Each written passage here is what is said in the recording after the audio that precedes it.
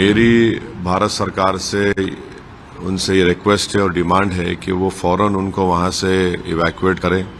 सबसे परेशानी की बात यह है कि इंटरनेट बंद है वहाँ पर, और इंटरनेट बंद होने की वजह से पेरेंट्स बहुत परेशान हैं, उनको कोई कांटेक्ट नहीं हो रहा अपने उनके लड़के लड़कियों से। जिस शहीद बहिश्त यूनिवर्सिटी में पढ़ रहे हैं वहाँ पर उनको पासपोर्ट भी नहीं दिया जा रहा है, और पासपोर्ट दिया भी जा रहा है तो एग्जिट का उनको इजाज़त नहीं मिल रही है।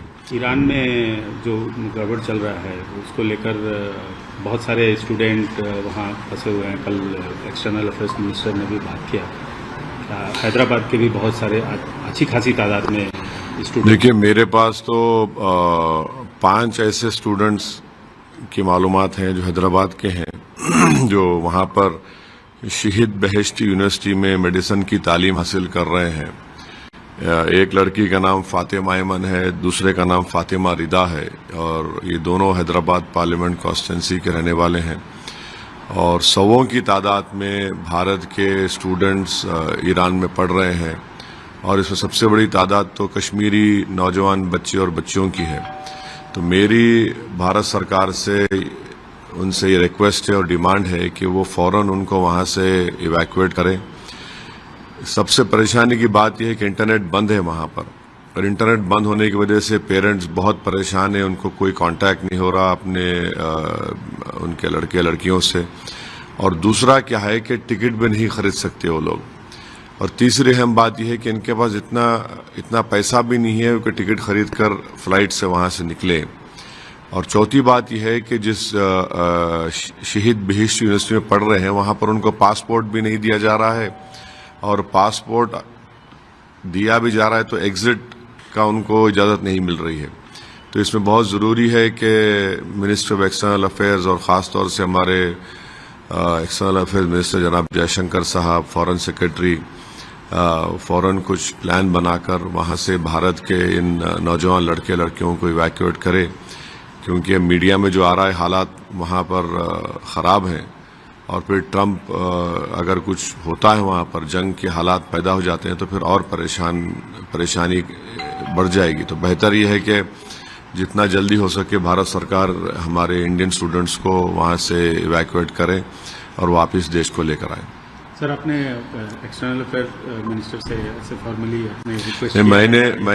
मैंने कल रात में ईमेल के ज़रिए से जनाब जयशंकर साहब को और फॉरेन सेक्रेटरी को ईमेल किया है।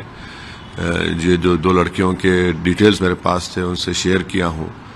तो अगर वो जल्दी, सिर्फ कई सौों की तादाद में वहाँ पर इंडिया के स्टूडेंट्स पढ़ रहे हैं, और जब तक भारत सरकार एक इवैक्यूएशन प्लान नहीं बनाएगी उनको ज़रूरी है ताकि हम लोग जल्द से जल्द वहाँ से तेहरान हो या ईरान के मुख्तलिफ मुकामात पर हैं उनसे लेकर वापस भारत को लाएं।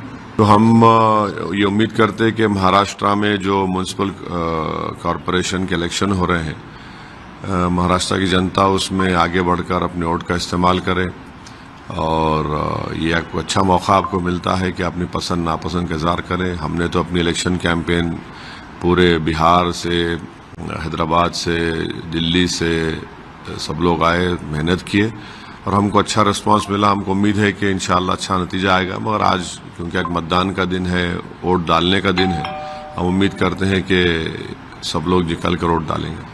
सर, लेकिन वहाँ की जो सियासी स्थिति है, सूरत हाल है, पिछली बार से अलग है, दीगर किस्म की है, क्योंकि 2 जो ठाकरे बंधु हैं वो एक साथ नहीं, वो तो खाली उनका अलायंस मुंबई की हद तक ही है और कहीं भी कुछ नहीं है। अब वो देखना है मगर क्या होगा। बट जहाँ हम अपनी पार्टी की बात कर सकते हैं, हमको यकीन है कि पहले से बेहतर हमारा इंशाअल्लाह परफॉर्मेंस होगा, क्योंकि हम लोग जहाँ जहाँ गए, पदयात्राएं की, जनसभाएं की, जलसे हुए, वहाँ के ज़िम्मेदार लोगों से मुलाकात हुई, और हमारे महाराष्ट्र के प्रेसिडेंट जनाब इम्तियाज़ जलील साहब की लीडरशिप में सब लोगों ने बड़ा यूनाइटेड तरीके से काम किया है, तो अच्छा रिजल्ट आएगा। अगर आप ये वीडियो YouTube पर देख रहे हैं तो हमारे चैनल को सब्सक्राइब कर बेल आइकन दबाएं, और Facebook पर देख रहे हैं तो हमारे पेज को लाइक करें।